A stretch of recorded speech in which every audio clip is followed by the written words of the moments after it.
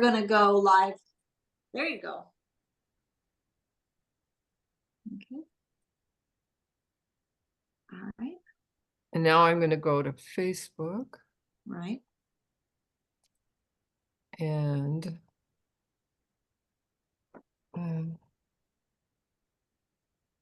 live stream.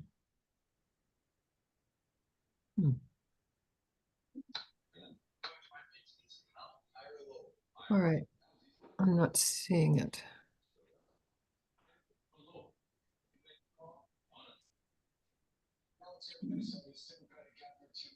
Why am I not seeing it? Here, let's go ahead and get rid of the recording for now until we figure it out. Okay. Okay. Yeah. Why don't you turn off the recording? Going back. Okay.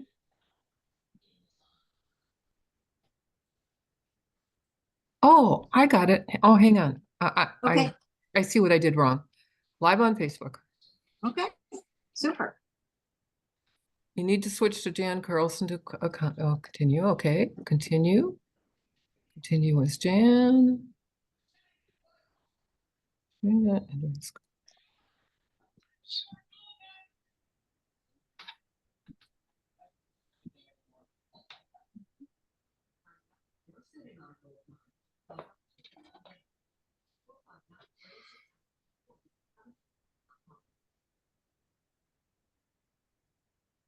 Share your own timeline.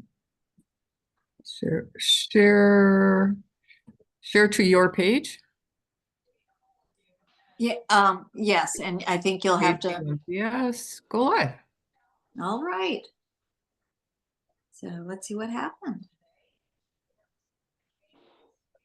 Preparing live stream.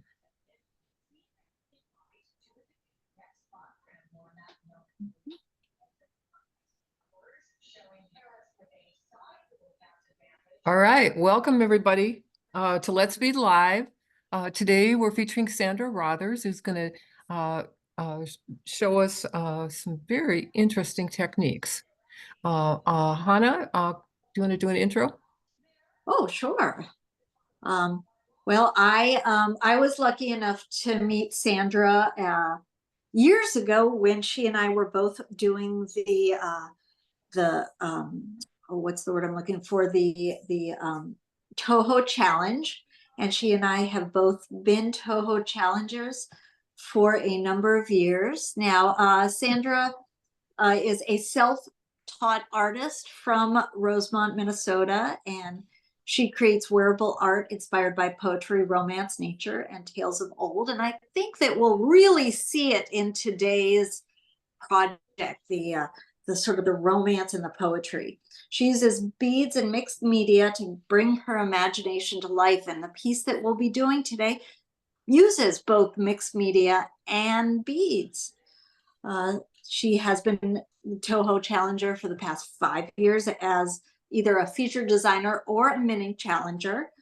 And it's helped her, she says, to grow as an artist and be part of a wonderful creative community. So, Sandra, would you like to take it away? Hi, yes, I would. Thank you so much for having me today. I want to give a big thanks to Hannah and to Jan for hosting. And this is my first time teaching, and it's my first time teaching live, so this would be very fun. Thank you also to Rochelle for giving me this wonderful opportunity. So we are going to be learning how to do, I'm working backwards, it's so strange, this little window. So I've made this into a little ornament. At the very end, I punched a little hole in it, put a fishing line on it, and you can see that. So it's simulating with these, it looks like a little stained glass window. And this is inside my big challenge piece for the recent Toho Challenge, When Doves Fly. There are 2 of them when you open the wings up. There they are. So do we want to show that the piece When Doves Fly before we start on our tutorial? Sure. Okay, let's show that up and see what I'm talking about and see my little My windows into the soul. Here is the foot. It's beautiful. Absolutely you. stunning. Thank you. Inspired by Prince's cloud clothes. And when you open up the wings, it rises with the dearly beloved. There he is. You can see the two windows, 1 and 2. Oh, wow. Really As cute. you can see the windows into your soul, and you're opening that representation of that sunny, happy spot inside of yourself. We have in acetate, in that little circle, you can see in paper is dearly beloved, we are gathered together. So I'd sandwich those two in between two of those pieces of acetate, like we're using today, the window, and give that a two. We can go ahead and start in on our project. Hey, does someone have a TV on in the background or a radio? And if so, can you turn it off? Or mute. Yep, thank you.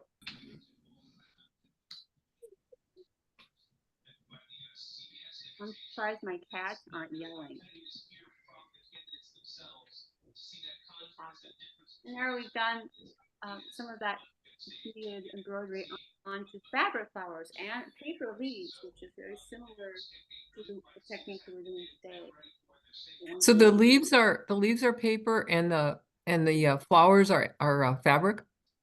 So I have an example of a few of the paper leaves, really pressed paper leaves. Now these are vintage that I had. But I know you can find these in craft stores. This one's a little bit more recent. But these take needle and thread and beads very well and hold up. They're pretty sturdy. Oh, wow. I find embroidering on them really fun. It's a fun way to show you the bracelet I did for the fair. How I've used one of those fabric flowers here, and how I've used paper leaves where I've embroidered them. Now these I just actually glued on after I was done embroidering. So usually I sew things on, but this piece was so interesting. I didn't know quite how to do that. So I glued those on. But once you learn embroidering on paper or fabric flowers, and a big splash when you don't have a lot of time, when you can't make the big beaded leaves or the big beaded flowers. Mhm. I'll show another example of that. Was with these earrings, cicada earrings, like angel cicadas. We have that lovely paper. Turn it a little backwards. Here we go. Embroidering on that paper, and then glue that. So I try to be neat with my embroidery. Backwards. And trying to keep the stitches neat down the back. But that paper, this pressed paper is really a wonderful thing to work with. And these are, I have a Cricut machine, so I could cheat a little bit with my cut. But this is a nice cardstock, and it's pretty forgiving. But as we're going to be basically sewing it onto this piece of acetate, it's okay that if it tears, because that bead's going to be holding it on. So let's get started. Wait. Examples. So I like to start. Here's the finished product. We have our piece of paper. We have our acetate. I have a little corner, so I started out. Let's see, this the pin with this little diamond shape. There we go. This little diamond shape was included in the Toho challenge. I'm using all colors from our Toho challenge this year, from the 2024. So I'll show you the colors I'm using. So these are the colors I used and listed, but you can use any color you really wanted to use. You don't have to use these colors, but I use these colors because this is this year's Toho challenge colors. And if you want to do an exact replica of my window, that's how we're gonna do it. So I like to start at the very top. Now I found that you can use just your needle and thread, but I found that if you have a little push pin to help push through the acetate and the paper, that's going to help a lot. And I have a foam board. But I have a little trick. If you don't have a foam board, that's okay. A little piece of paper towel. So you could even use that as to help you make that punch. Boop, like that. You could use that or a towel because as you can poke through. It's a little hard. So I like to start out at the top, and that's going to help us form those lovely looking like they look like they're bricks. When I saw those double hole beads, I thought they looked like bricks. So right away I'm like, ooh, the bricks are on the windows. So here we go. I'm gonna take my piece of acetate and my piece of paper. And you don't have to use a clip, but I find I have a little clippy here. So you can do it just like this. But if you have a little a little clippy, that'll help hold that too. So that's another little trick. But you don't have to have that. So here we go. So I'm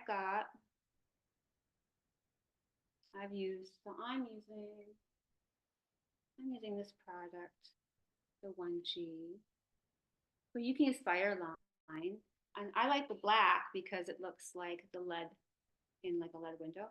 So I'm going to use about 2 arms worth, enough that's comfortable. We don't want it to get too knotted. So I'm going to use two arms worth of black thread. And I'll just tie a little knot at the bottom. Whatever kind of knot you like the best. I just have a little double knot. And I'm going to go in the back where I poked. I'm going to find your hole. And here we poke through, and we're going to pull through. Woo!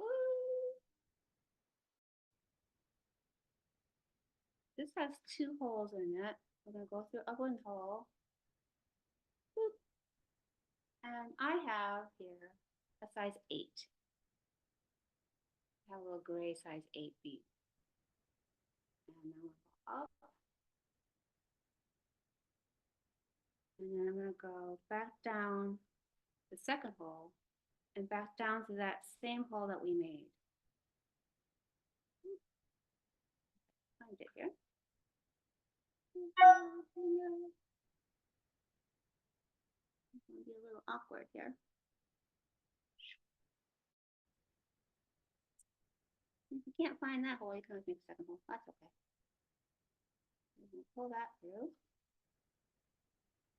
You can always bring your pliers if it's hard for you to pull that needle through. Feel free to grab that pliers. And we have that first one there. If you don't have a triangle bead, feel free to just use a size 8 or a little crystal. That would be pretty. You can do that. But here I have that. And I'm going to take, I found that this helps a lot if I have a little push pin. I'm going to push pin. I picked up my 2-hole bead and I'm going to scoot it up to where I want it, like right there. So then I'm going to push it through. Boop. Now it's pushed through. I'm going to go up to the bottom.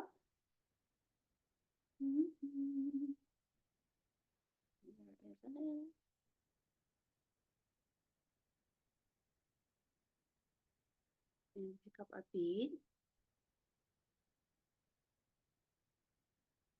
Here I'm going to scoot it up to here. And this is a really kind of more of the fiddly part is getting the black beads on. This is the trickiest part. And so I like to poke that second hole. And that way I can pull it through. Yeah, first bead in. Actually.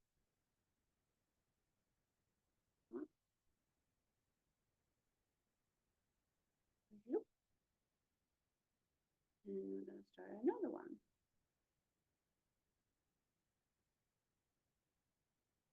Get back at where I want that. There. And pick up my other bead. Another bead. If anyone has questions, feel free to ask me, and I will help. We're just going to keep going all the way down. This is the more tedious But I also think it's kind of meditative work when you're doing this type of work. I like to just kind of meditate, listen to something pretty. I've been listening to a lot of harp music lately, like classical harp music. I find that so relaxing. It don't have to be perfect. It's going to be a little wonky too. So I want to show you this one. This is a finished one. And see how it's kind of wonky? That's okay. I mean, we want to keep the tension good, but it's okay to be wonky because we're going to go back. And we're going to go back and finish that up so it's not so wonky. Oh, there we go. So it will look like this when we're done. Let's keep doing this. We'll have to keep our eye on the time. If we have to switch to another technique, we can always go and switch over. But for now, we're just going to keep going down.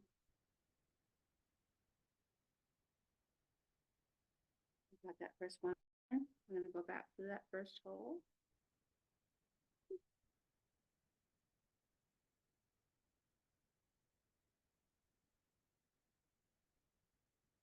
Oops, I cut my corner. That's okay. Through. I'm going to take my little, you can also do this with your needle. I find this poking that second hole before you go up is really helpful to do that and to keep them, because you want them, the needle tension to be pulled tight. Again, you're going to go back. And I find, if you go up more towards the inside of the window, here I'm going to go. You see how I've got it like this? Pull it through and go back down through that hole.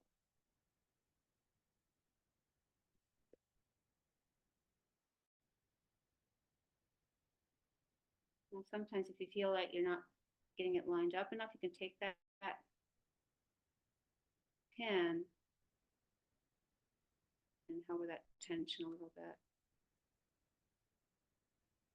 So I pulled that pin taut a little bit and pulled the needle, and that helped with that tension a little bit more. But again, if it's a little wonky, that's okay, because we're going to be going back and reinforcing those to make it more looking like bricks.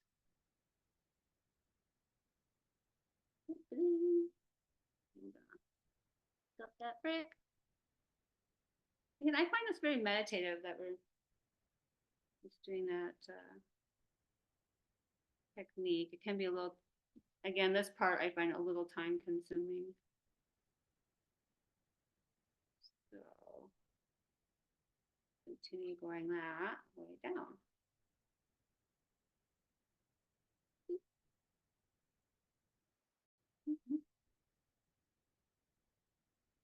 Up.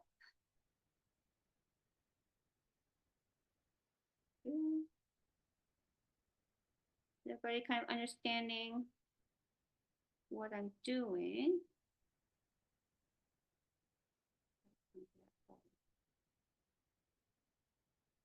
I'm just going to keep going down until we get to the bottom. I'm going to show you a little example. If you don't have 2-hole beads or you don't like that technique, here we got that basic. I'm using size 8 beads and just doing a back stitch down.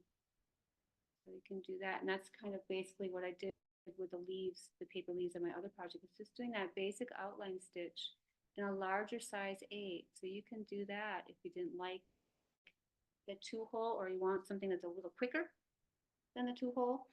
So I just like the 2-hole were in our kit, and I just right away thought of bricks and how can I make that look like little bricks. I got kind of excited about that.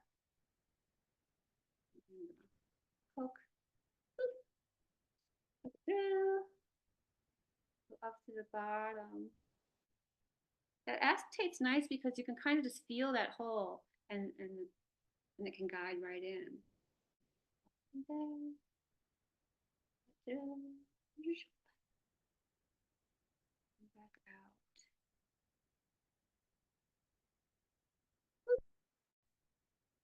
and getting a little wonky. So I'm going to take that little pin. And as I hold the pin, I pull the thread.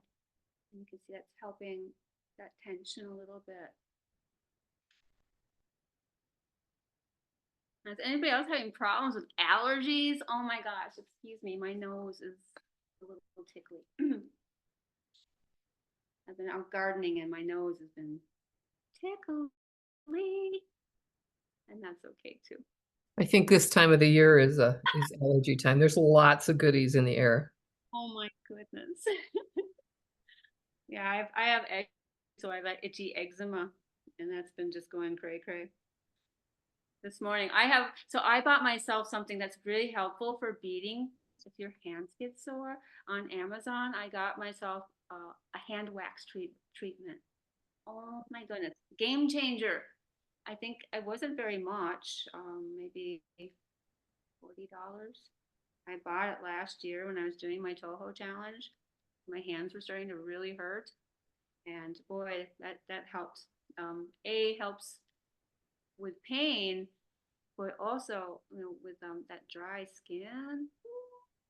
Hmm. It sure is nice having it at home and not going to your nail salon, spending $10. So is it like hot wax that you? The hot wax dip.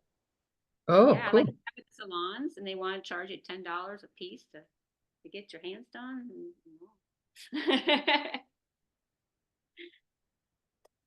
I'll keep my eye on the time. Around 2 o'clock, if we're not done with this part, I will move on and show how to do the outline.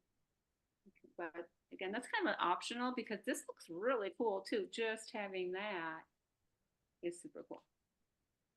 But I did the outline.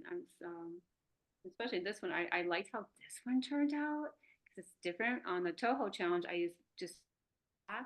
But boy, I like how that turned out. That is interesting. Oh yeah, that's pretty. I like that contrast. So I made that one the other day, and I thought that was kind of fun. Now, if people do want kits later, I can make a kit up for you. I was hoping to do it earlier, but I did not have enough 2-hole bricks, and I did get some in. So if anyone does want a kit later, I can make you a kit for like $25.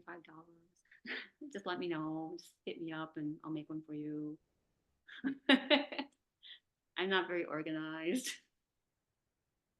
I've been kind of scatterbrained this summer. It's been a good summer though. The state fair is especially kind to me.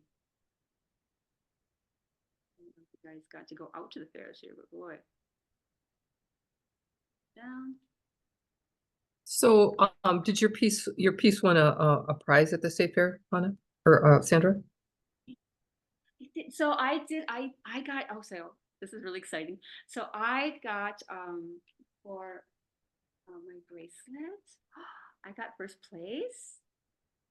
Oh wow! No, and my earrings, I got first place. And I did a big necklace, which is upstairs. I got 4th place. I was so excited. But even more, so I was so excited. I was not going to enter the creative arts. What was so exciting is I attempted, after all years of talking about attempting it, I entered the fine arts with my piece Stay Gold, and it was accepted. Oh, that's good. I did not win a prize, and that's okay. As my husband said, it's your weakest piece and didn't deserve to win a prize. Oh no. The prize was getting in, and that is true. It was. Will that make it easier to do? Will that make it easier to get in next year? I'm hoping so. So how I got in, I felt beaders are not let in very often from what I'm hearing or ever seeing. So I'm like, how am I going to get in this year? So I got in through textiles, which is a little wiggly. So my wording was, because this is true, is I was creating fabric. The back piece of Stay Gold is all woven, basically a woven piece of fabric out of beads, which is what the poem is. So I was saying, I wove fabric out of beads for this wearable piece of art. And I think the wording helped get it in. And I think someone really liked it because the placement was right by the entry. So they had my piece up by the entry desk, which I Wow. I was very flattered Yeah. by. Yep. I thought that was really cool. So I really liked that people saw it. I felt it was a little win for our Bead Society because I know that people have not been getting in. And my husband was very proud, but he is a leader in the Twin Cities Motorcycle Club. And he was talking that I got in, and we have several photographers in our club, and they were so impressed with. We've entered this so many times, we've never gotten in. So I guess I have a little clout. Got a little clout now. It was very exciting to get in. I'm hoping to get in next year again. I would love to put in When Doves Cry, but I also notice there's a lot of political pieces that win. So if I were to want to win per se, maybe a political piece. I don't usually do political pieces, but I do have a couple ideas for women's rights that might translate well into a political piece per se. I tend to like old, like romance stories of old. I'm very attracted to Art Nouveau. These are like super almost like Rapunzel-y, Sleeping Beauty type windows, very gothic. I tend to always go towards those stories. I'm fascinated by pop-up, so you can kind of get that feel for my love of pop-up books in some of my pieces I've recently made. So that's something I'm exploring with my art as moving forward, is how do I implement those pieces from like pop-up books into fabric and beads. So that's kind of what I'm hoping to do. And definitely don't want a knot. Oh, aren't knots like the bane of beaders' existence or sewers' existence too? They're just the worst. Yes, thread knot. Now this lovely Toho or fire line, I have to say, don't knot very often. Knock on wood. Making some progress as I'm chatting away. I tend to like to chat.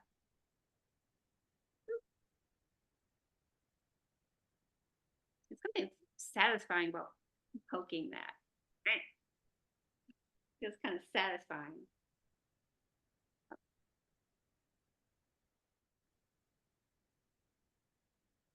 Now, if we were to make a bigger piece than this, like this, you could always have two pieces of acetate and maybe have a little person poking out or someone that you like, or hi. You can make something like that if we had a bigger piece and maybe sandwich between two pieces of acetate. If you wanted to do something like that. So the imagination and the sky's the limit.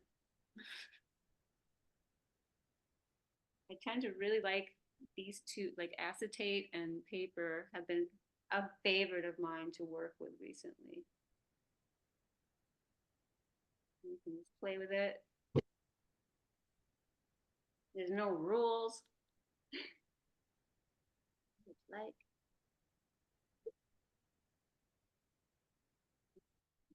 sometime. And keep going down.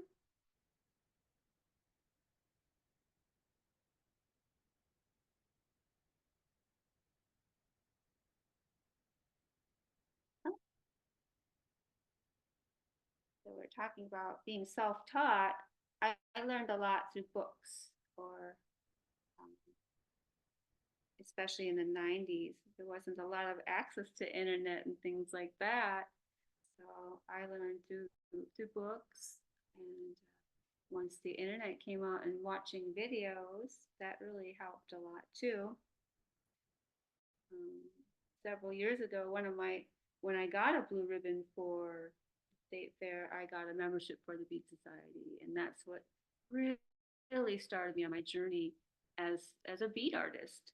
So before I just loved making bead jewelry, but becoming a member of society really opened that up. And then taking those Toho challenges really helped my imagination and gave me the courage to do some of the larger strange pieces that were floating around my head, but I didn't really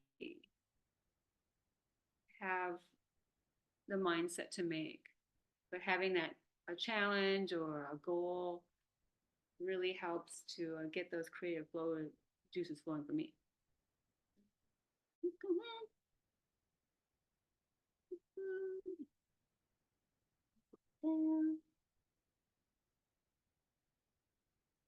Almost like Legos. Did you guys like playing with Legos? I loved Legos. I still like playing with stuff like that. I like making miniatures and dolls houses too. I love to play. I love miniatures, as you can tell. I always claimed that I joined the Bead Society and instantly made 40 new friends. That's nice though, right? Yeah. It's hard to meet like-minded people in just regular society. Where would when people ask what I do and I say I'm a bead artist, a lot of times I get made fun of or like, what's that? You guys get me. And I've always felt, I didn't know anybody and everyone was so welcoming and so kind to me. It was so nice because it can be a little daunting. I'm outgoing but shy, if that makes sense. Mm. Introverted extroverts, perhaps. That was like the phase that people were calling. That was like a popular 10 years ago. People were talking about introverts and extroverts. Pretty good. Getting there. I'm gonna take that pen and that tension a little bit. Because again, even though we're gonna go back, and it's okay to be wonky. You still want good tension. Here's the back, so you can see that the tension's good.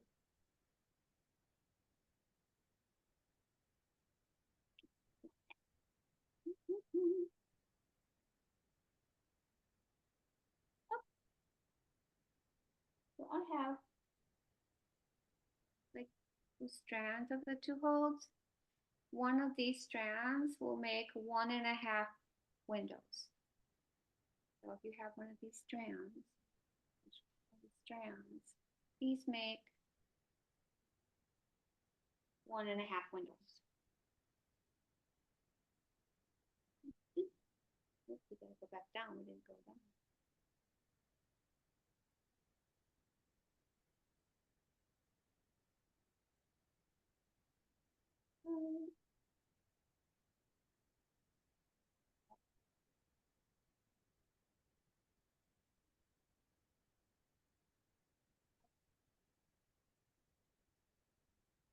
I find it very satisfying to poke that through. Oh. Like one of those weird, oddly satisfying things. I've always liked the feeling of that thread pulling up too. So I don't know if people like to embroider as well. I like to embroider.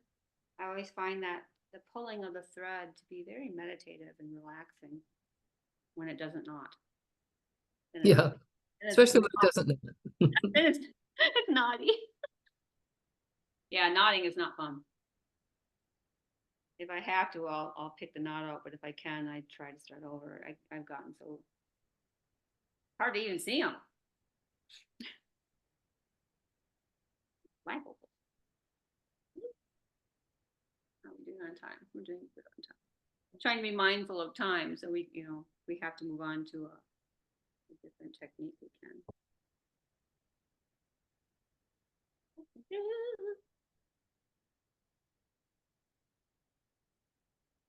It's supposed to be a nice day. Now tomorrow is my day to go to Renfest. I hope it doesn't rain. We're taking a toddler and a small child with us too. Oh joy. No, it'll be fun. Back down.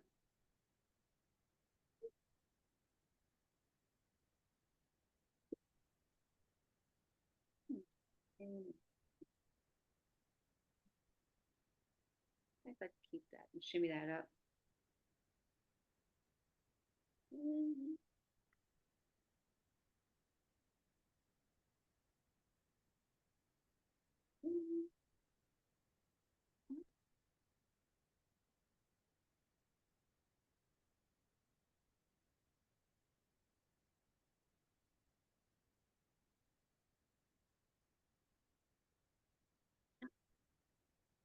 That one doesn't want to go through, so I'm going to poke it in.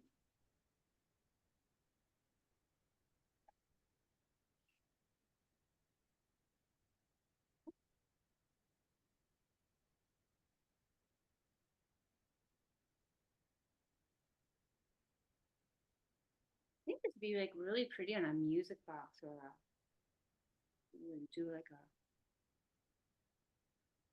box. I think like an explosion box, even like on the four sides. That'd be good.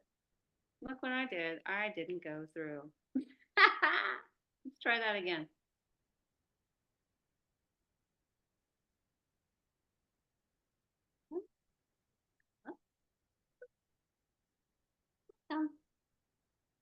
There. Once in a while, I can always drop that needle, make sure it doesn't get all tangly.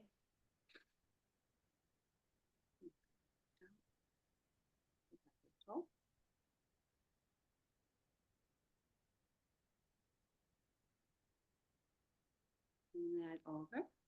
Make my second hole.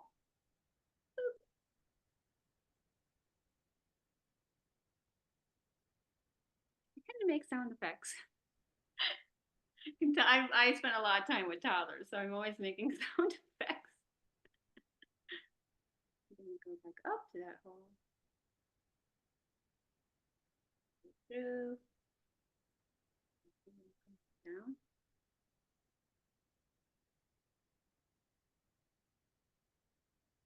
Really do just look like little bricks.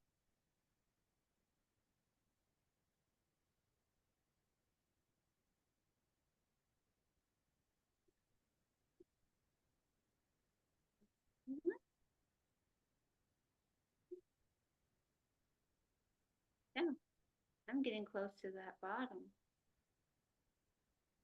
Getting there.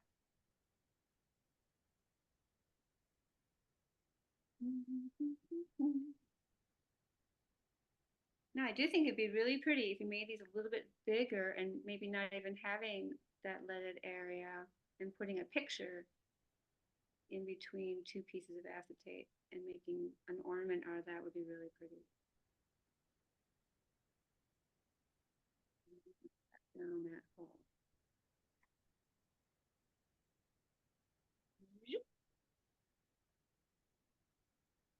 Oh.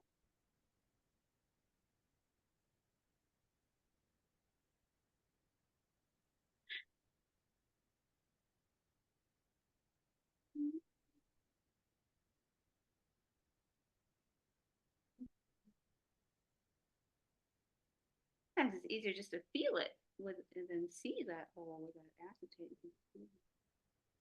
So,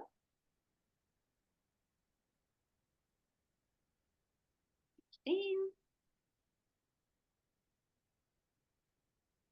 Hole.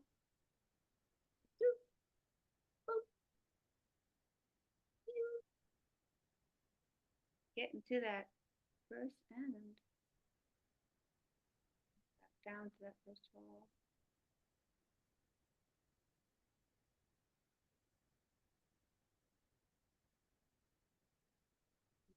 That hole and second hole.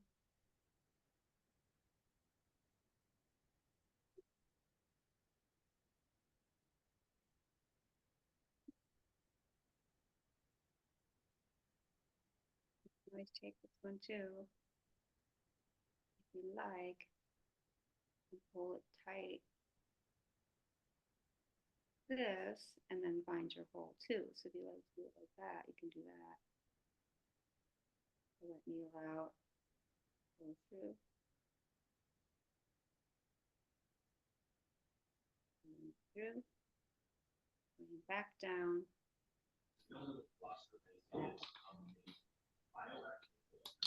Any questions or pretty straightforward? Doing good on time still.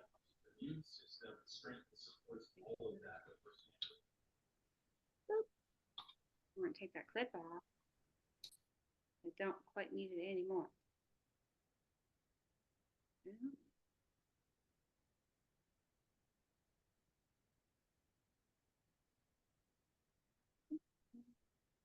Okay.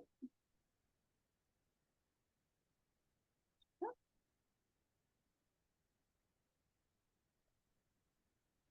Hmm.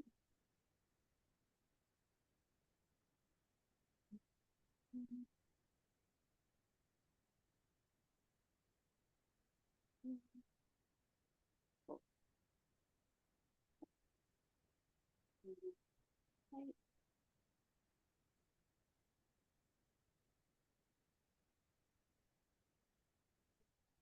Oh.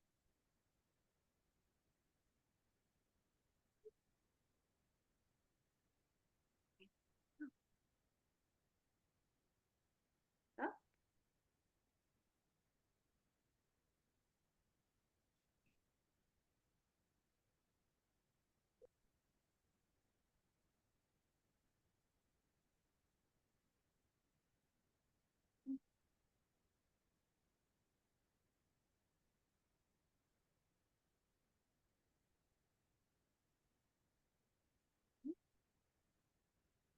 Do one more before we do the middle.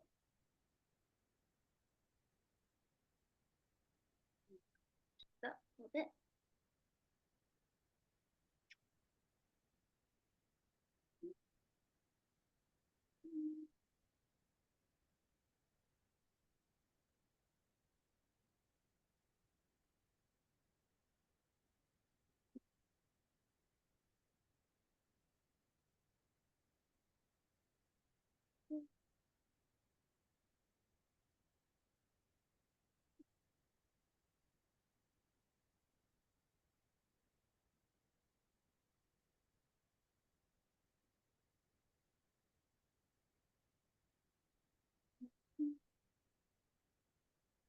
Getting to that.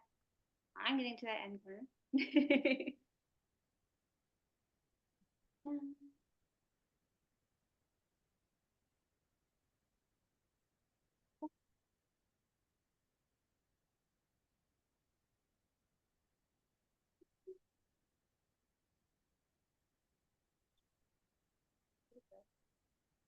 That's a little tricky.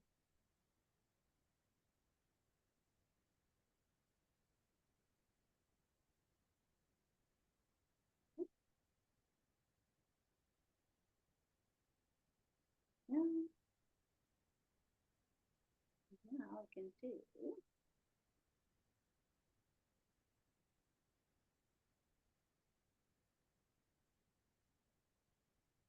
Right there. Now I can do the 3, 2.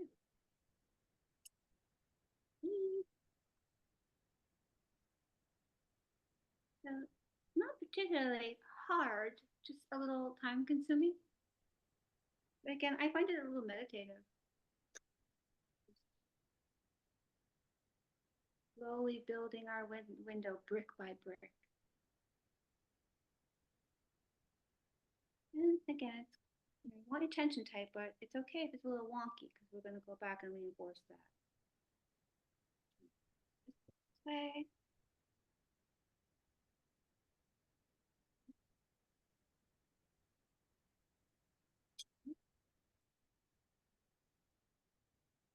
Oh. Oh.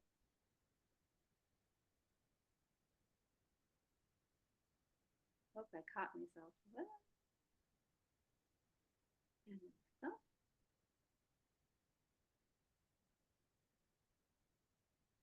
Mm-hmm.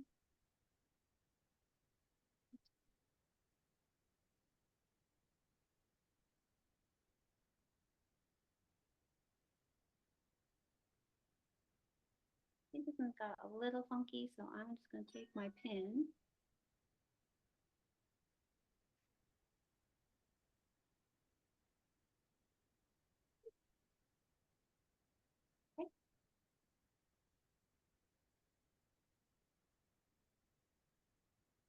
See if it's a little way back down. Oh. And keep continuing, going all the way around. So I'm kind of thinking, I'm a little worried about time constraints. I don't know if we should keep going all the way around, or should I go to the next step? What do I you think guys going to the next step would be great. think? That would be a good thing. So Yeah. so we're just going to keep going all the way up until you hit that triangle. So let's go on to the next step. Yeah, I want to see that. I'm excited to see the next step. Our wiggly wonky piece. I have a little bit of tail left. I think it might be enough. Thread that. Good boy. See if I can actually thread this needle. I think I can.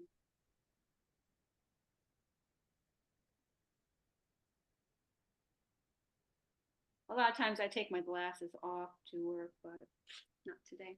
But here we have. And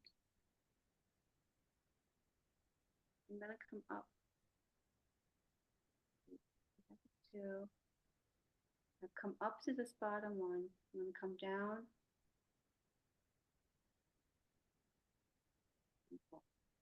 and go back up. So Sandra, are you strengthening it now or? Strengthening it, because see how it's wobbly and wonky? Yeah. So when we're done with that, it's gonna look like this. So you're just going through it again then, or?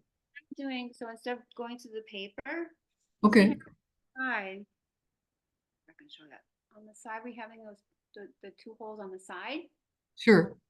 poking on the side. So here I am. So you're just connecting them to each other that way. Yep. So I'm just going back and forth. Down a little bit, or Right. Here we go. there you go. There you go. In here, going through that. Okay. Just going back and forth, and I'm going here, and I'm gonna go here. See how I'm those two little corners. Okay. And back. Pull that a little tighter, and then back up. So if we keep going up and around like that, you see how it's connecting them a little nicer. Sure. We can go all the way around and do that. So that's basically, I'm just gonna go back on. This part goes fast. Up. I like to, you see how I have this little part here? I like to go around that twice. Once. Back.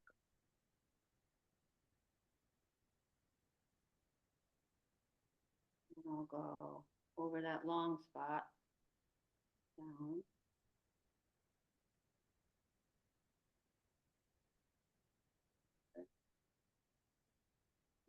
There's that little spot again. Instead of just going back over like that, I'll go back and do like almost like a little square in that corner. It just keeps it a little bit more body, keeps it looking more like bricks.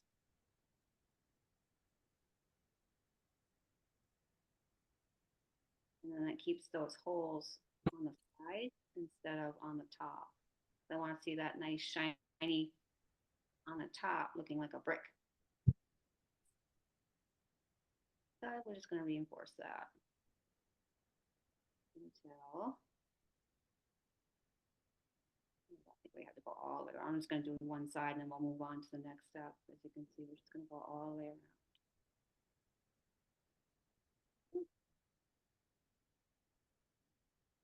Until we have this lovely here. So we're just going to go all the way around and reinforce it. Excuse me while I blow my nose. Allergies. Now we'll have this. Yay! Perfect. I'm gonna get another one. A nice thread here. Now you have the option of either weaving it through I'm just gonna put another knot. But if you wanted to weave it through the bricks instead of having a knot, you could do that. But I'm just gonna. It's okay. I'm gonna put a lot. Boop, boop, boop.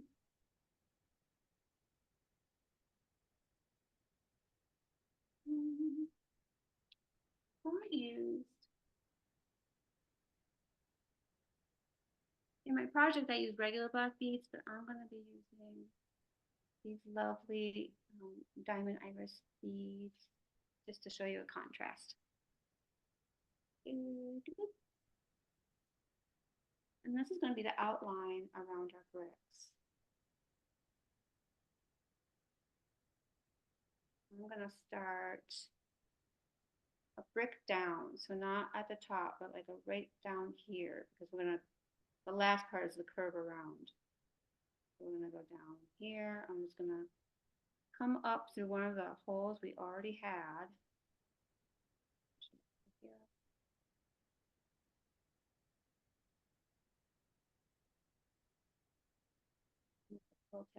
And I'm going to come up through that brick onto, so I'm going to pull it up through a brick hole. And I'm going to go and make that little, I'm going to make a little square again through here just to give it a little more security. We should have that coming out through the side hole. Now we're going to pick up, let's see.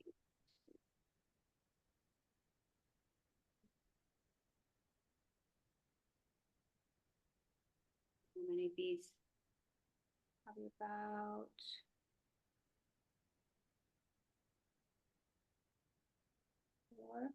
3 or 4.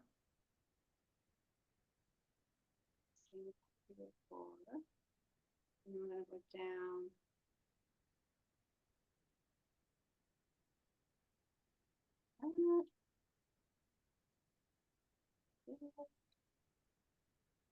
Back up here, almost like a back stitch in a way, and pull it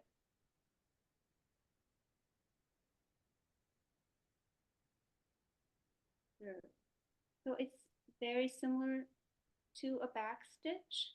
Oh, so you're just edging the Put an edge around here. So very, okay. yeah, very easy. You know, count as many beads as will go up to your next hole. I'm just gonna put a little edge around it like that. This part's a lot more easier than the first part. That first part of putting the bricks on the window is the most time consuming and tedious. I don't like to be tedious. I like to, you know, it's meditative. So going back down that hole. And also, I thought that it looks nice, but it also covers up those holes. So it looks more like bricks. I like how that edging looks. And also this edging will help when we put our vine on, because we can put our vine on and use that edging to catch some of that vine.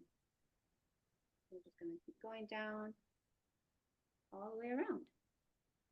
This part's a lot quicker. And you can use any color you want as this too. And if you wanted to use like the bigger color, if you like this look better, you could always do like an 8 instead of an 11. And that looks nice too.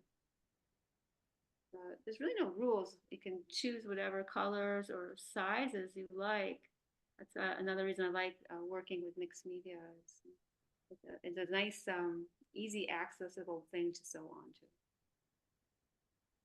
And a little bit unexpected. Back up through that hole. And back into our edging group.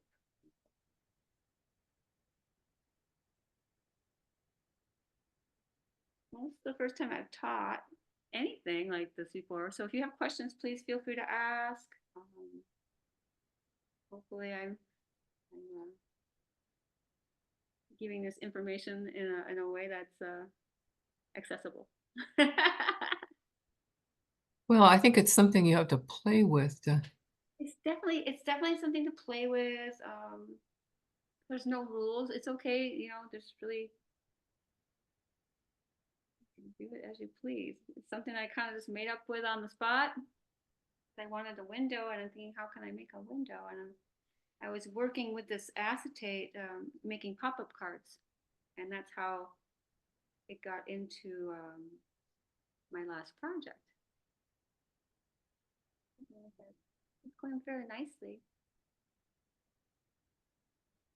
I really like the work you did with the beading on the fabric though, the fabric flowers. Those are really gorgeous. I love those, and I don't have them downstairs, but I was at an estate sale yesterday, and I found a giant box of those pressed, these type of flowers in all Okay. different sizes and all different colors, a whole box of them.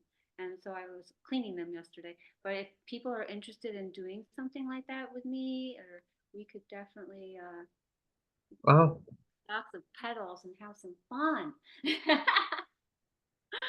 And someone's like looking at me, why are you excited about that at the estate sale? They were a pretty dusty box. I'm like, oh my gosh, this is such a score. And they're like, okay.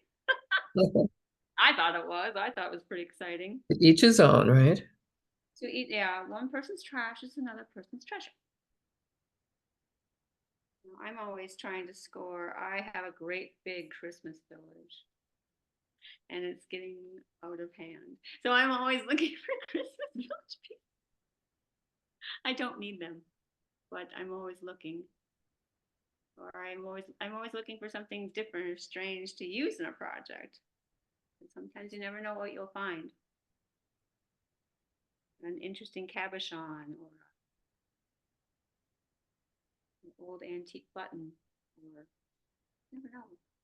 Or interesting piece of fabric or leather sometimes can be inspiration.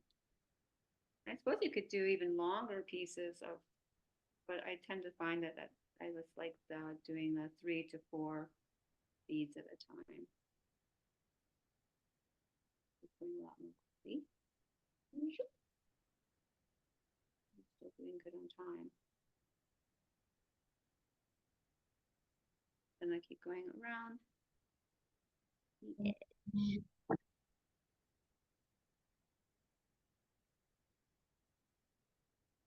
I like to look through pictures at Pinterest when I'm going through even trying to get ideas. And I had found some really cute vintage pictures with old churches with these types of windows with the vines crawling up, which is kind of where I got that idea for that. Time.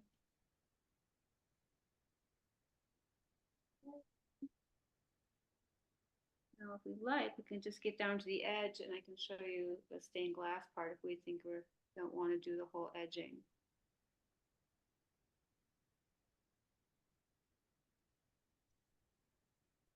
This part, once you get the bricks on, this part's a lot faster.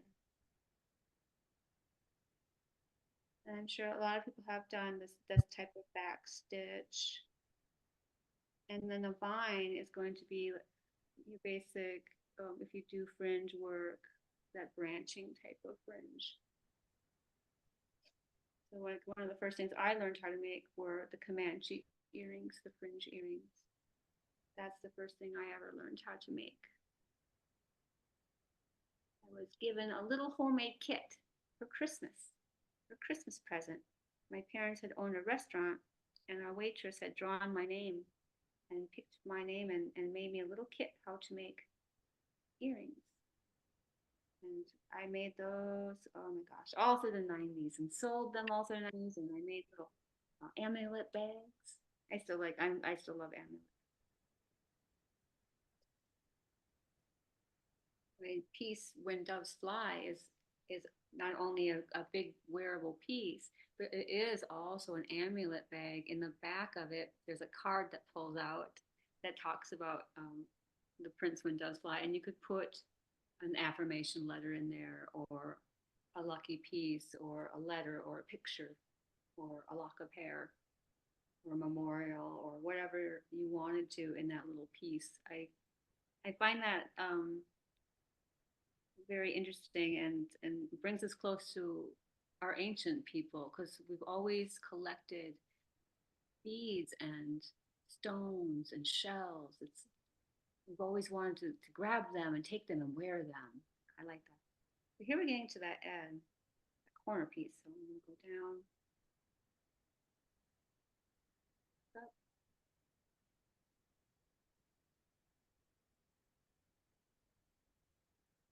Over.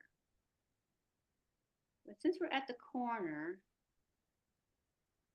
I'm going to go back over here and show you how to do the little stained glass cubes. Since we're at 2 o'clock and I don't want to run out of time. I'm going to go back over and up.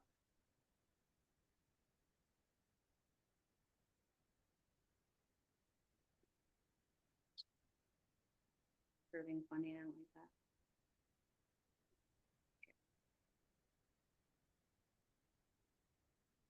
I'm going to poke down with plunger. And since we're working with black and it's not going to show very much, I'm just going to jump over right about here. So right about there, I'm going to poke a hole. So I have these lovely, beautiful, these little cubes. And when I saw these beautiful bright cubes, I'm like, oh, they look like those little squares of stained glass in those old windows. I wanted to do part up, so I did part up, and I left this part open because in my piece there's little paper clouds that peek behind here. But right now we're just going to do these. So open these. That orange. That orange and green. I did alternating colors, but you could do whatever color combination you wanted to. So with this one, I started with orange. So I'm going to come back here and just poke a little hole in that acetate right about there, where I want that cube to come up. This part's super easy. I'm just going to poke up to that acetate, pull through. Make sure that's not showing, so it's not showing through. I'm going to pick up orange, green, orange. Pull this through, going across, and see where that little cane is. I'm going to poke a hole right here. You can do it with your needle, but I find my pin easier. I don't want to break my needle. Got a poke there. Pull it through.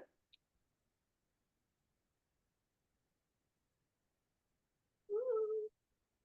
And then I'm going to poke a little hole right there on the other side of that paper. Matching up. Oh, Kittens is going to cry. There you got that little hole poke. Go up and around here.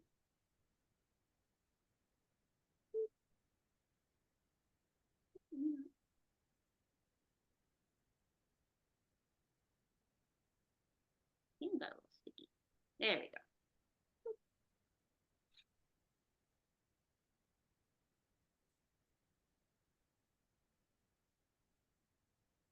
Through. So you have your first line. I'm going to do another orange, green, orange.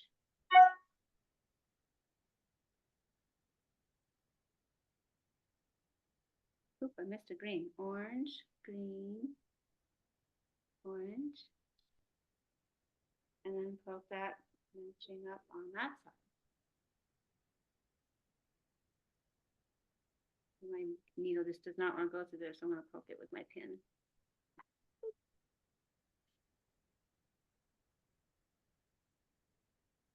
Pull it through.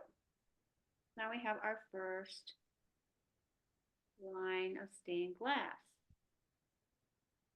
Flip that over. So we want to decide where you're going to have that second line. I like it pretty close. I'm going to poke a hole through there. I'm going to come up.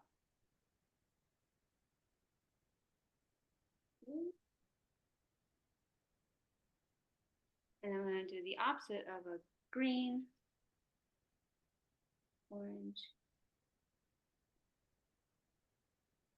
And basically it's going to go back and forth like that. It's really easy and it looks really, I think it looks really cool. So this part I think is really easy. You could go up as far as you want. Like this one, you could go all the way up to the top if you wanted. I just liked having that little bit of extra, because that's what my project had, because I had little clouds that were showing through the windows.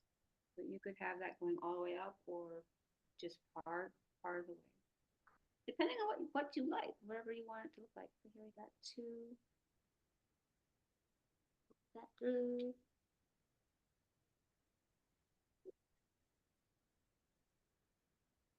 Not perfect, but that's okay.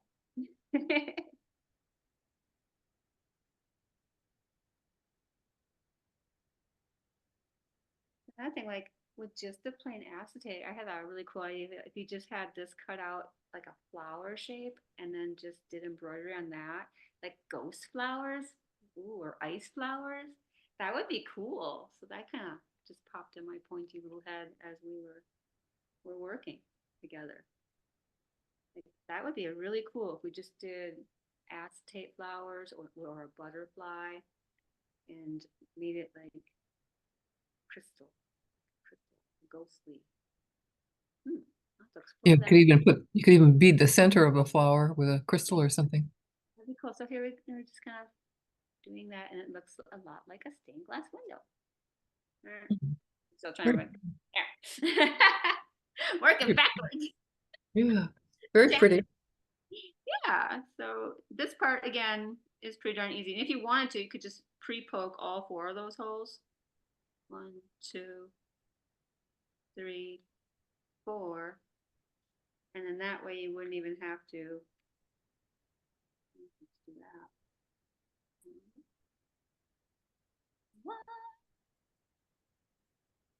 Now I'm going to do orange.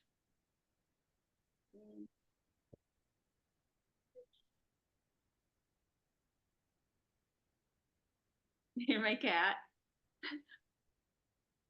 What's up, kittens?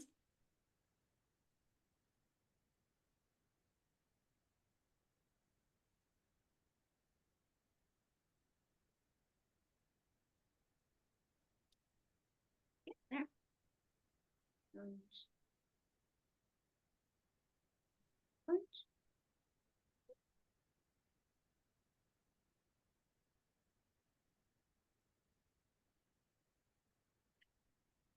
What's up, kitty?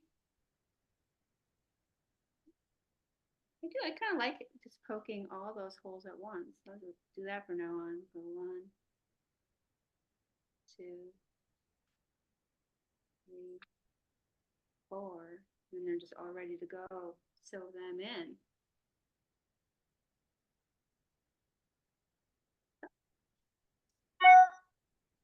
So this one I usually do, like for this one I'm doing 4 to 5 rows. What, kitty? Green, orange, green.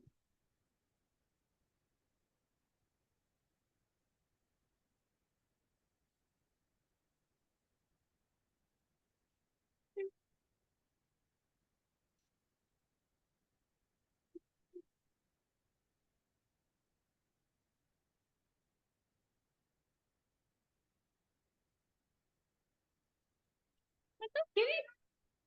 I hear you. Can you guys hear him? He's complaining about something. No, I don't hear him. He must be. Oh, okay. He's over by me going, ah. I'm like, can you guys hear him? No, no. I'm sorry. We're not eating the cats over here. I'm sorry I said that. Not eating cats here. Yeah, really. So here we have 4, and we can continue going up. We're still doing good on time before we can do our vine, because we just have the vine to add after this. Looking our holes. So once you get those bricks in, you can see that this part goes much more quickly. The brick part was a little bit more time consuming. And again, if you didn't want to do those 2-hole bricks, you could use any type of bead, even bugle beads, if you would be really pretty if you're careful of them not cutting the thread. Orange, green, orange, orange, green, orange.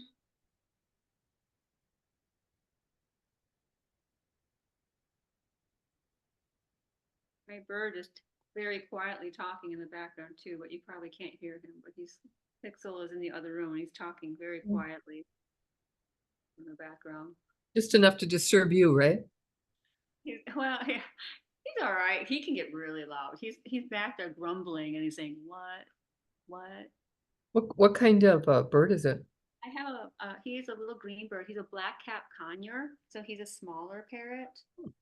But he's a little black head, and he has a little ruffly on his neck, and he's a little green parrot, and he is something else. Sounds very pretty. He's very pretty. He is very funny. He is. I'm not the chosen one. My husband's the chosen one, but we get along. I treat him like I would when I ran daycare. So I run a pretty tight ship with him.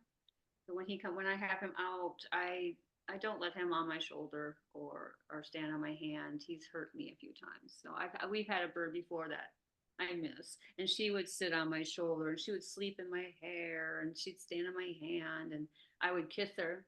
And I won't do those things with Pixel. He will bite me. But Pixel will do towel training with me. He will step up onto a blankie and he lets me pet him if the blanket's over him. And he likes it. Yeah. So I get my own type of love.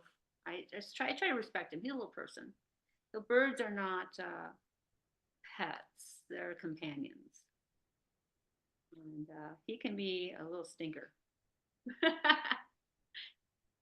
He does we do free fly him outside. So he has flying training. We train him and he can fly.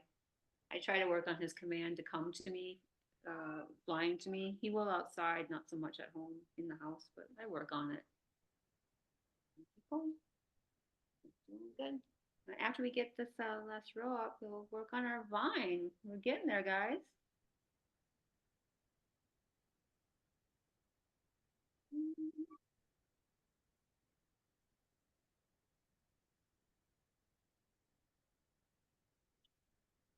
Yeah, we used to have a little sun conure, little yellow bird, but he had an accident.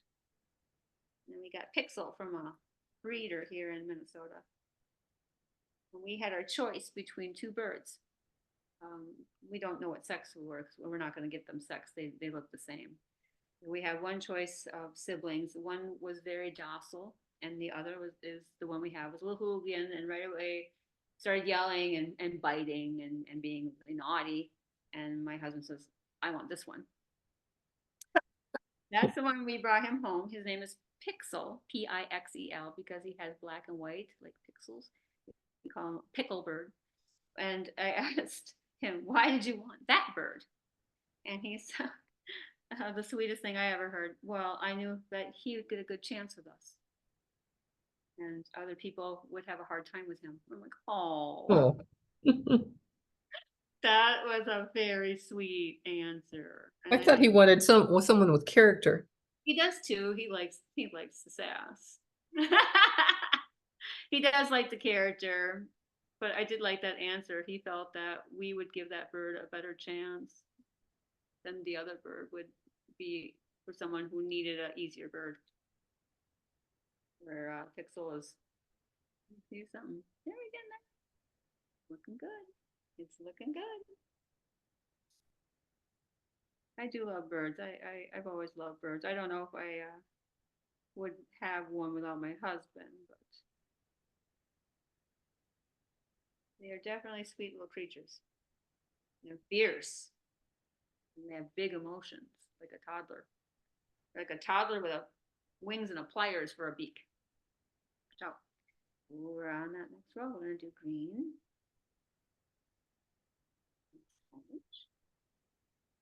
You can tell I like birds. A lot of my themes are have birds in them or are bird orientated. My one and only tattoo is oops, I got the wrong color combination. Well, that's okay. I can fix that.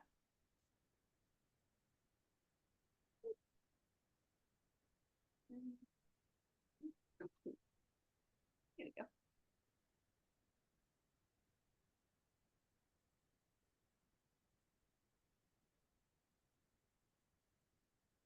My favorite bird is the robin. They're my favorite. They come in the spring and I feed them dried mealyworms and make friends with them. And they come flying when they see me. I almost got one to take one out of my hand last year, but not quite.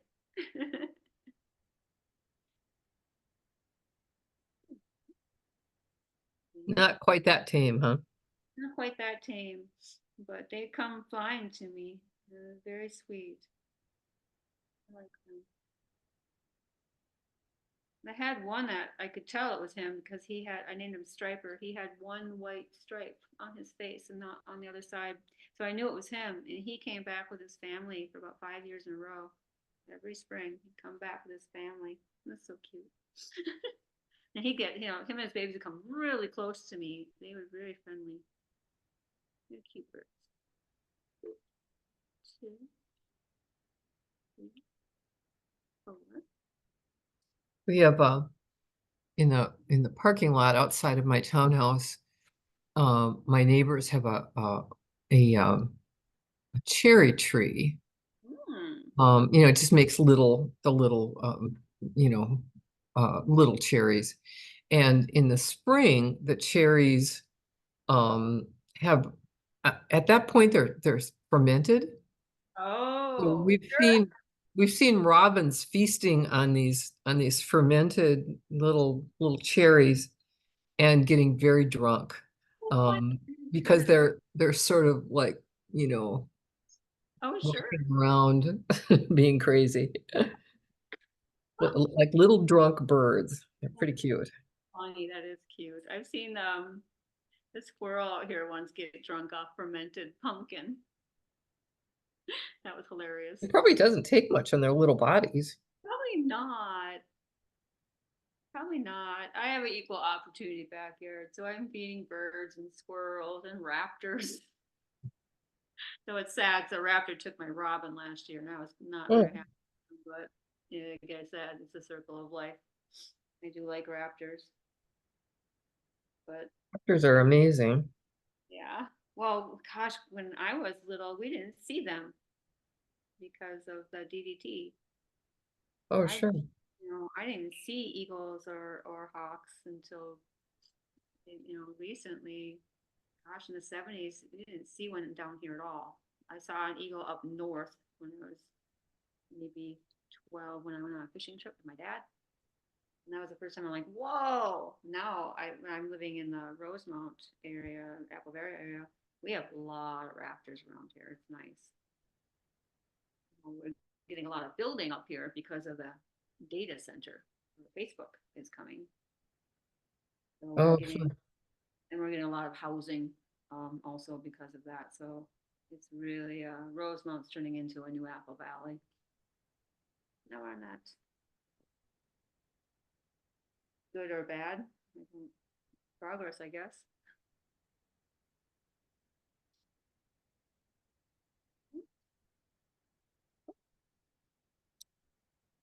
so you almost got 2 windows done. Okay. So once we get done with those 2 windows, we'll go down into that vine because I see we're having about 40 minutes left. So I want to get to that vine after I do this last window.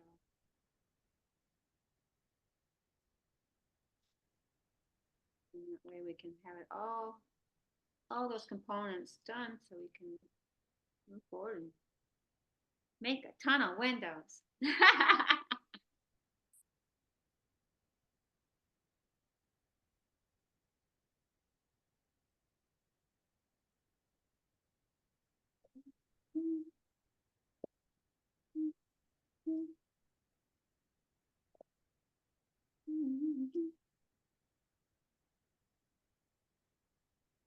Now, one thing that was really super sweet about being able to be at the Fine Arts this year was my oldest granddaughter. She's my stepdaughter, but she's my granddaughter. She's seen me beading and she's seen me win awards at the county fair and the state fair, and you know, she's like, oh, that's cool. Yeah, you know, your granddaughter, she's what, 10. Well, we went to see it at the Fine Arts. She's like, oh, you got in here. And I did put a price tag on there. You never know. And she was more impressed with the price tag I put on it. I put $3,000 on it. And she's like, oh, Grandma, you are an artist. I got the biggest kick out of that. I'm like, I am an artist.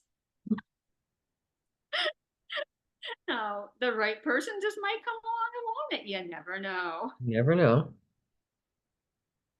I think that especially like the stay gold piece would be really fun to the right person. I could see the right person wearing that to like a Burning Man event or some strange, you know, event like that. It would be really fun. I can see like my newest one, maybe someone might like that because it's kind of based on Prince.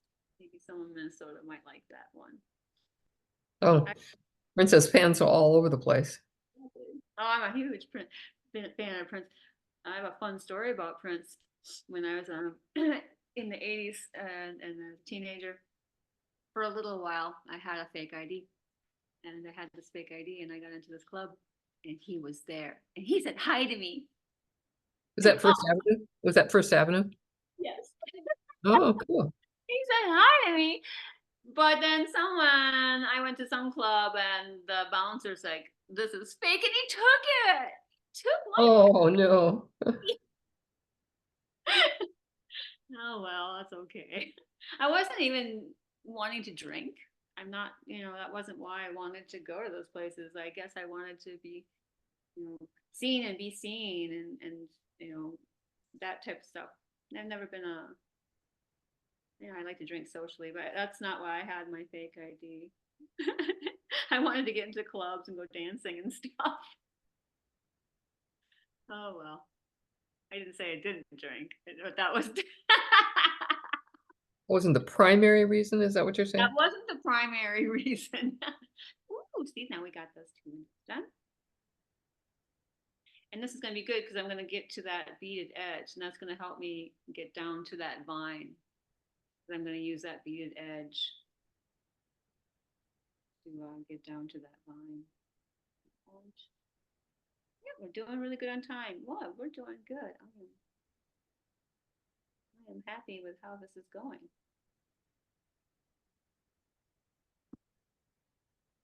So now that we're here, I'm going to go over to where that beaded edge is and make a little hole.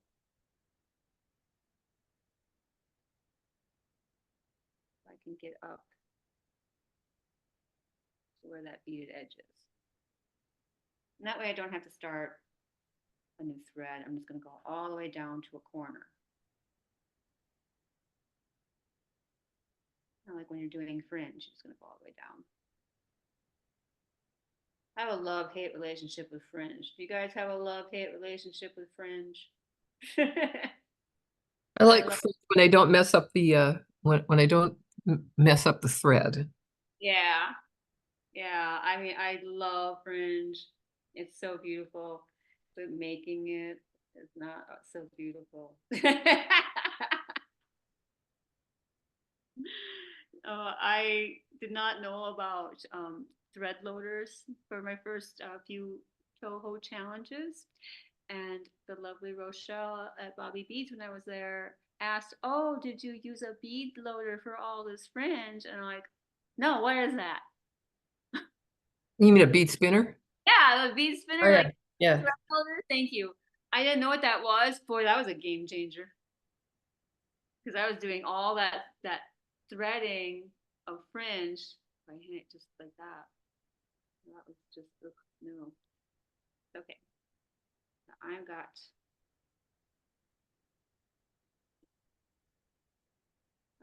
to a corner of my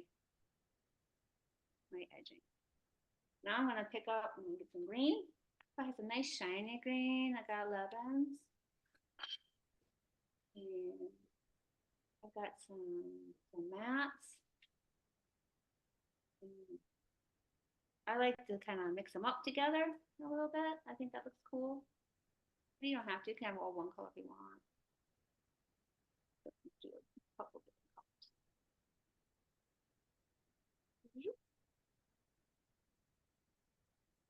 I like that mixture of matte and shiny together, especially if you're doing leaves and vines. I think that really gives it a nice look. So I'm Gives gonna him look some, whole gives him strand. some depth, yeah. So I'm just gonna make a whole like strand for as long as I would like it to go up to the top corner. So I'm just gonna put a bunch of green, alternating. Different. And I've got some nice icos, and I've got some eights. I'm just gonna kind of alternate them. Give it a nice, like a nice depth to it. I'm just gonna load that up. And more of the shinies. Now we're talking about birds. My cardinals, I can hear them outside. I don't see them, but I can hear their little chirps. They're outside. They have that chirp, chirp, chirp. I'm going, oh.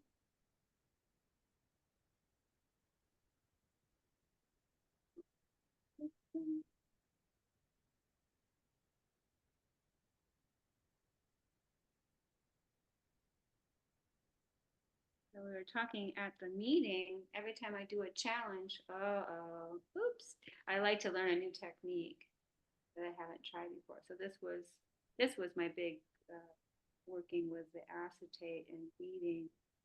Before that, I was learning how to do large loom work and hand charting out charts and wording.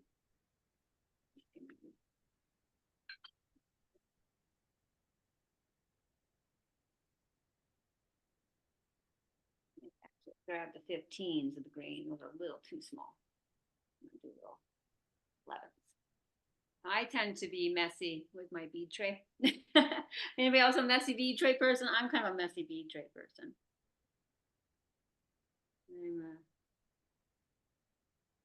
I like being neat, but I tend to be chaotic. I'll start out neat, and then it just turns into chaos every time. I think it's hard to be neat. It's hard to be neat. I used to get really worked. I don't get so worked up about it anymore. It's okay. Oh, we're not gonna answer that. Sorry about that. I thought I turned that off. We don't need that.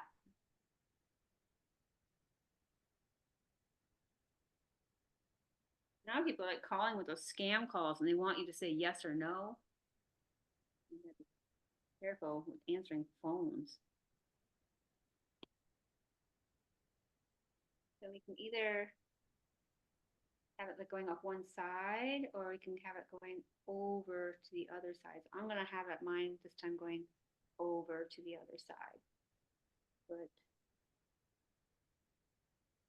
in my piece, I had two windows and I had one vine going this way and the other vine going that way to give it that symmetry. I tend to like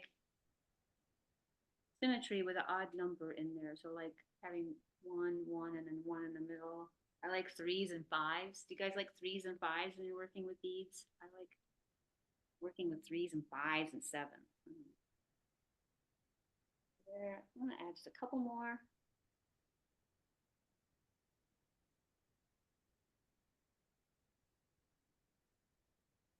Here I've got my nice long strand.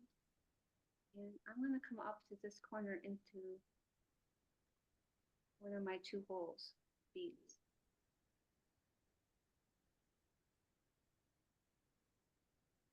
Now, we would be having, if we did the whole thing, we'd be going up to that 2-hole bead and then into one of those edging beads, but we're just going to go into that 2-hole bead.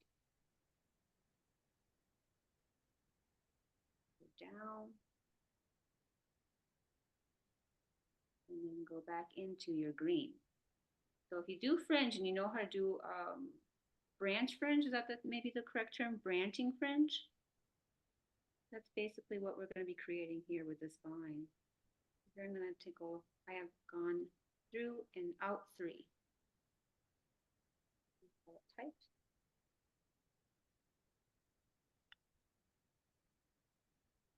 Here you have a little vine. So I'm on the 3rd bead and I've come out the 3rd bead. Now I'm going to pick up, let's do 2, there it goes. And now I'm going to get, I have some 11s. I also have some 15s. Depending on the look you write, there's 2 ways you can do this. I'm going to give you 2 examples how or you can do it both ways on this vine too to give it some variety. So here I've got 2, I'm going to do 2 green. I'm going to pick up 11 pink and then a teeny tiny 15 or ACO. That. And I'm going to take that little ACO and then I'm going to pass through that other pink bead, creating that little branch. Pull that up a little bit. You see that little branch?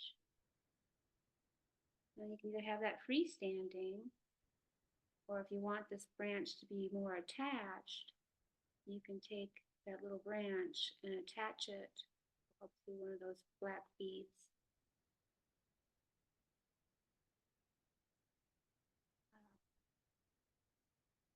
Go back down to a black bead.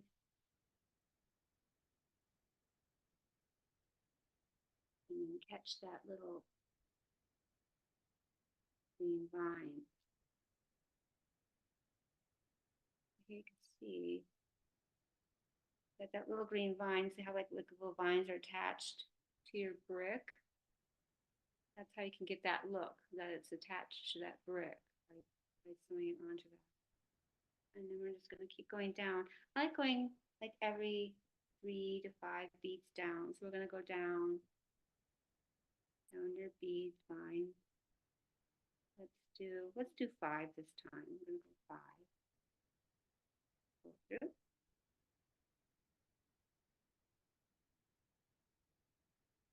We can do, this one will be more of a freestanding, so we'll do 3, 1, 2, I'm going to do 3 green. And if you want to do a different look, you can just take that one little pink bead and not put stopper bead on it. And then just go through, keeping that pink one separate, go down into that green. So if you didn't have that little extra bead, or you didn't want that little extra bead, see how cute that is too.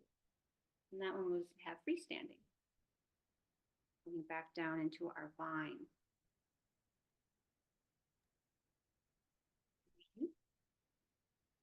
I'm going to go down 5.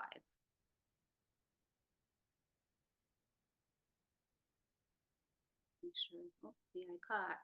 Making sure you're not caught. But this one, I'm going to go and do 5, and I'm going to catch a little bit over here to make it like a little bit more curvy. So I'm going to do 5.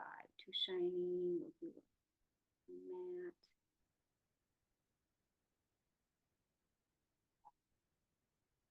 4 looks good.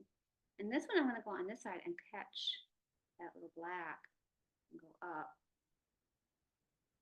And that gives that illusion of that curving vine, and it's gonna catch on here, so it gives it this stability. Going back down, that green.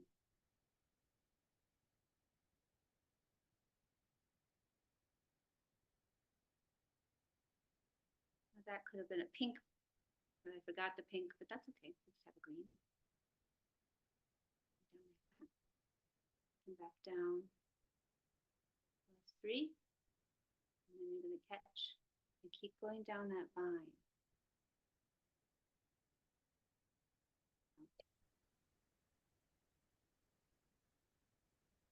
Not to catch.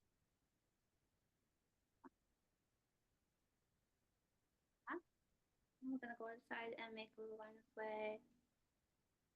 I'm going to do 1, 2, 4. It's going to get tangled. Not get tangled. Do a pink. Little tiny pink. 11 and then 15.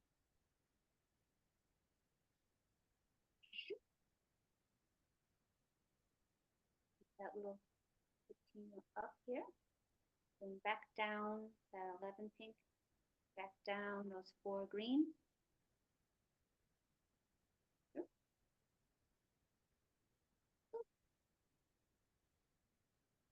And then find that main vine again. Going down as many as you like. And I'm going to go down 6. Pull it and see how that is forming. This looks like a nice place where you could attach it if we wanted to. So I'm going to go here and give it a little attach because that looks like a good spot. It looks like a good spot to attach it. And just keep going down. Here.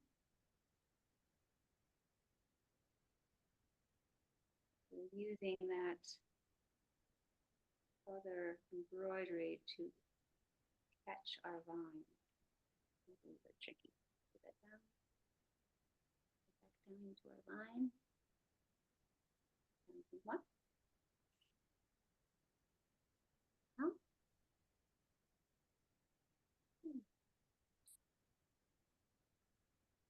One, 2, 3.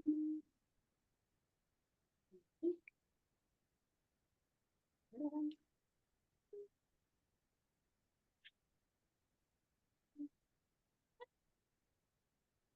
That one separate.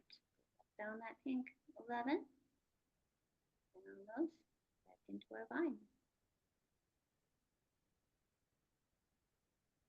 Oh, almost getting to the end of our vine.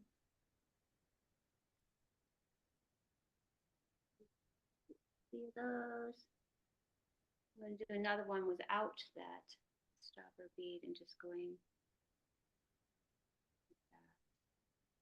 A little variety. Now,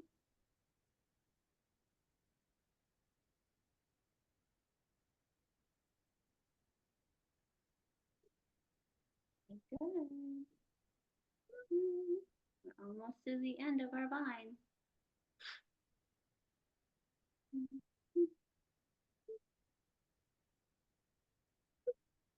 Let's do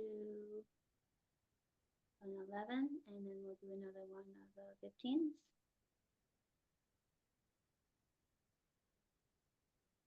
I like the way they both look. So if you have one that doesn't have this, the little 15 and then one that does, I think that looks really cool.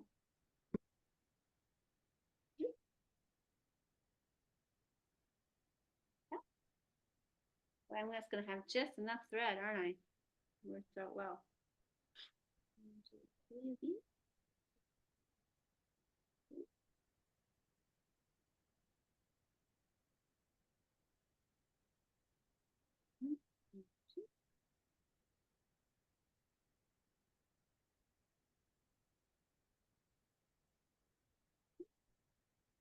And then we have our vine, and you can make this vine with as many little branches or as many branches as you like. That's how our vine's gonna look like today. Ooh, that looks cool. So I'm just gonna kind of weave this in to my other bead so I don't have to make another knot. So I'm just gonna weave this in a few times.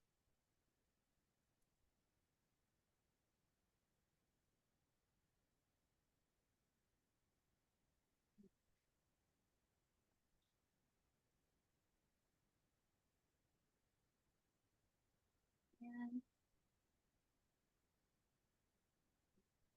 pass through here.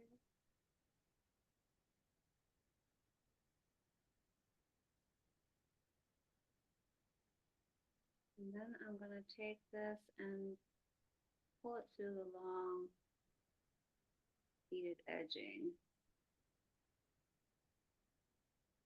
So, and then I can cut off that little thing. And there we have our little window. Now an option for finishing it, because I think that this is fine, and the way I use it, it was attached to something. But if you wanted to, didn't like that look, you have an option of taking another piece of this and gluing it on the back.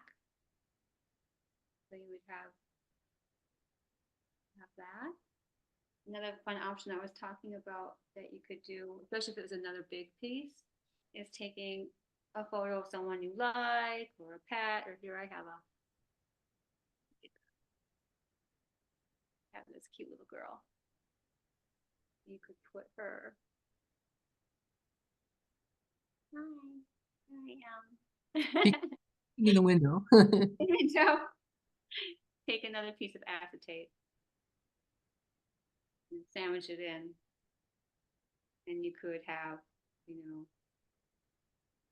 someone peeking through the window or a butterfly, or, you kind of guess my gist.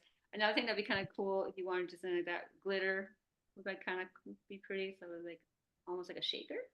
Oh, some ideas I have. There we have our little window. So you had one that you used as an ornament? But this one, when all done, I took my pin and I just poked a hole here in the top. I just poked a hole on top and I put in some fishing line, or you could use any kind of thread or ribbon. And ta-da! Wow. You can hang it in your window, you can put it on a tree.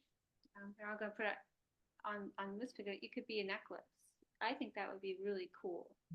Necklace, especially if you kept continuing, if you kept like putting green fringe, wouldn't that be kind of cool as a necklace with green vines and going down maybe some more bricks, like with some fringe? So that type of fringe, that would be kind of cool if you had like the gray or black fringe and then continuing with the green vining. That would be a really pretty necklace, I think. I don't know, I'd get these little. So you could use this same technique with other shapes too, right? Any shape you wanted to. It doesn't have to be a window. You could use anything. It could be a Christmas ornament shape. You could use any shape you wanted to. That's why I really like the idea of, I got a little piece of tape on her. I love the idea of playing with this acetate and paper, because it could be any shape you wanted it to be. Or if you found, like I found, you see them in craft stores, but these were vintage, but these lovely paper or fabric flowers, and you can do that a nice outline on there, or these paper beads. I just love working with them because sometimes you don't have the time, or your hands don't have the ability anymore to make those great big beautiful petals, that the great big beautiful petals and leaves. I love those, but sometimes you don't have the time for it, or again, the hands. I do like the effect of the beaded fabric flowers. Oh, those are lovely. I really liked how they turned out. So you'll be seeing a lot more of that from me, especially since I got that mother load the other day. I should have brought them downstairs to show you. I got a huge box all different colors of and sizes of this type of flower. And I think that what they were for was to make your own fake flowers. I think that's what their original craft purpose was. That's not what I'll be using them for. Okay.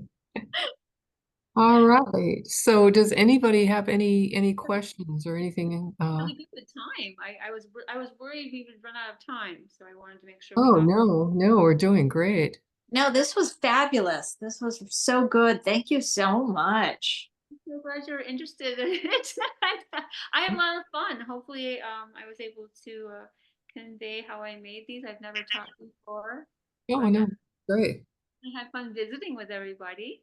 Yeah, It was a yeah. lot. So I think these are a lot of fun. Again, this technique can be used for anything. I would love to see what you guys come up with. Please, if you come up with any ideas, show me because I always love to see other people's work. I don't, I've been really fond of working with again paper and acetate. I make cards for people too, or so I've been making that and also taking those make card techniques and trying to use it in some of my beading. That's Oh, where it kind of came out from. well, and we'd encourage people if you create something using these techniques, post it on the UMBS Facebook page. That would be great. That would be great. I would love to see, if you make one of them, feel free to tag me. I would love to see your windows into That's lovely. so that was kind of what I was hoping to create when Yeah. Rochelle created those challenge pieces. Excuse me, I have something in my eye. I try to really listen to what she's saying, and then I try to make that a reality or how I see that. So when she's talking about windows, I had to have windows Right. in my piece. Now everyone, I've seen such wonderful pieces for that challenge this year. I can't even believe the amount of amazing art that has Right. Well, and the creativity. Yeah. everybody's so amazing work that everybody does. It's like Mhm. I love seeing people's work. Yeah. Well, thank you, Sandra. This was really fun, really interesting to. I'm so glad I had a lot of fun today Yeah. showing Yeah. you my windows. I loved it. Thank you so much. Thank you very much for the opportunity yeah. Great. All right, so next month we have another interesting technique. On October 19th, our Let's Bead Live will feature Bree Olson doing needle felting, making a pumpkin. Pretty seasonal. So another fun technique. All right, well, thank you. Thanks, everybody. Thank you so much. That was so much fun.